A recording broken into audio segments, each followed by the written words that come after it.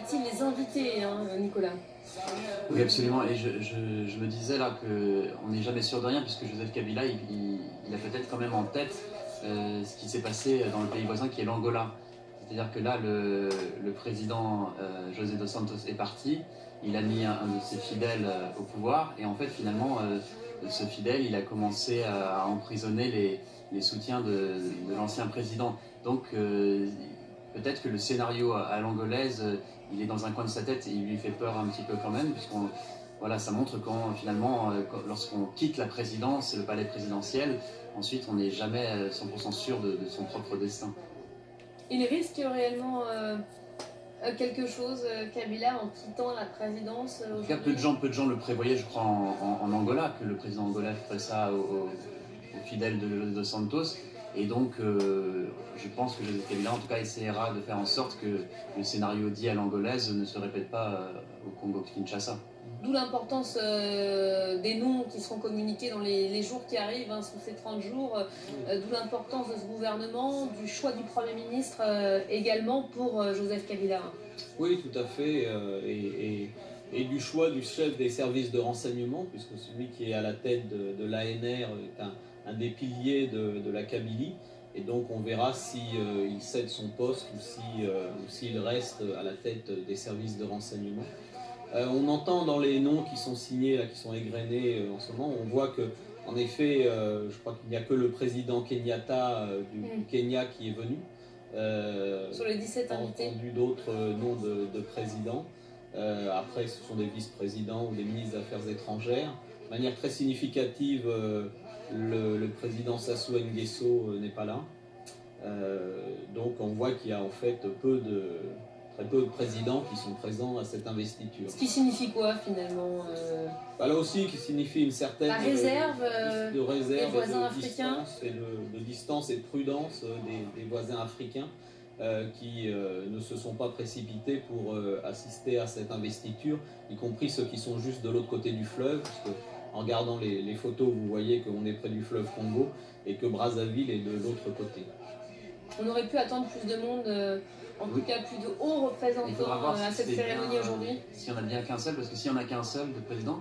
Pour l'instant, c'est le seul nom qui soit communiqué, en tout cas. Ça voudrait dire qu'on est dans le même scénario qu'en 2011, où je vous disais qu'il y avait uniquement Robert Mugabe, alors que là, c'était à l'époque la réélection de Joseph Kabila après 10 ans de pouvoir.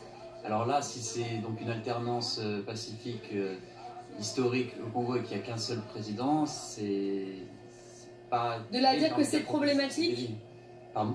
De là à dire que c'est problématique pour les années qui se profilent.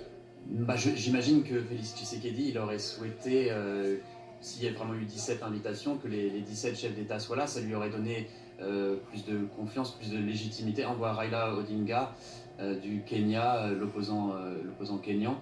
Mais donc il faudra bien regarder pour voir si au final il y avait vraiment un seul chef d'État africain, ce qui serait un petit peu un désaveu pour Félix Tshisekedi, qui aurait voulu un large soutien de ses pairs pour cette alternance démocratique historique.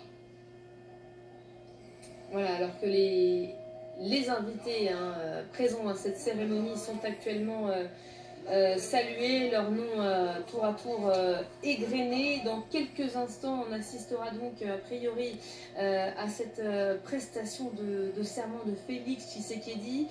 Lui seront remis des symboles du pouvoir.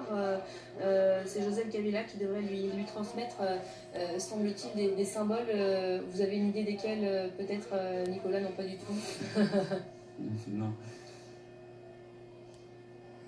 Mais sur les réactions de la communauté internationale, il y a vraiment eu deux moments, deux phases, puisqu'il y a eu un moment, je pense, où le camp de Martin Fayulu a pu nourrir beaucoup d'espoir. C'était au moment où l'Union africaine, qui est connue pour être timorée, a soudain dit qu'elle exprimait des doutes sur les résultats. Là, c'était vraiment...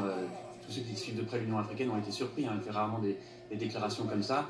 Et ça venait après les déclarations de l'Union européenne qui exprimaient des doutes également. Je pense qu'à ce moment-là, dans le camp de Martin Fayulu, il y a eu un énorme espoir. L'Union africaine a envisagé d'envoyer une délégation à Kinshasa. Et puis très vite, donc, la Cour constitutionnelle a confirmé les résultats de la commission électorale.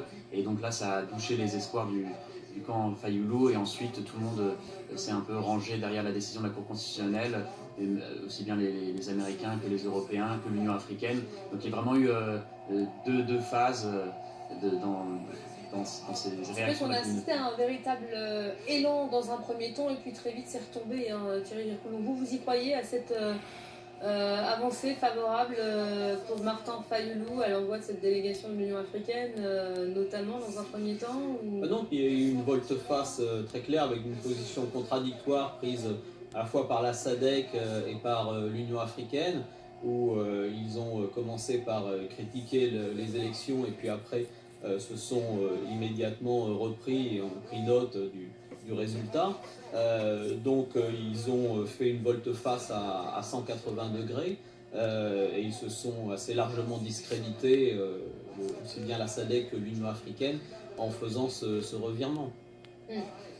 Beaucoup de pays finalement ont fini par dire on va travailler avec Félix Tshisekedi malgré tout, hein, c'est ce qui n'était pas officiellement dans les discours, mais ce malgré tout il est quand même là après ce revirement. Donc quelle relation on va pouvoir avoir la RDC demain avec ses voisins, avec ceux qui ont émis des doutes, le Rwanda, notamment Paul Kagame qui ne fait pas partie des invités à cette cérémonie pour avoir été à l'initiative en étant à la tête de l'Union africaine. De toute façon, les relations avec le Rwanda, c'est compliqué de longue date. Hein, c'est notamment à la suite du génocide des Tutsis en 1994. Vous savez que beaucoup de Hutus ont fui au Congo et qu'ensuite il y a eu notamment une intervention de l'armée rwandaise au Congo qui disait qu'ils voulaient tuer les génocidaires Hutus, mais on les a également accusés d'avoir pillé les richesses du Congo. Donc les relations entre le Rwanda et le Congo sont très compliquées de longue date. Même si entre Joseph Kabila et Paul Kagame, il y avait quand même un dialogue qui s'était instauré. Donc là maintenant on va devoir voir quelle sera la relation entre Paul Kagame et Félix Tshisekedi. Paul Kagame qui est encore président de l'Union africaine, mais seulement pour quelques semaines. Est-ce que ça va changer réellement quelque chose dans la relation avec, dans un premier temps, les pays voisins et amis de la RDC, ce changement de tête Là aussi, on en revient à la question fondamentale de cette journée, c'est est-ce que ce changement de tête est un changement de régime?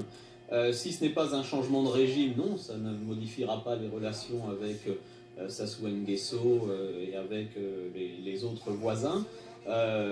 Si par contre c'est un changement de régime, ça peut permettre en effet d'améliorer les relations de Kinshasa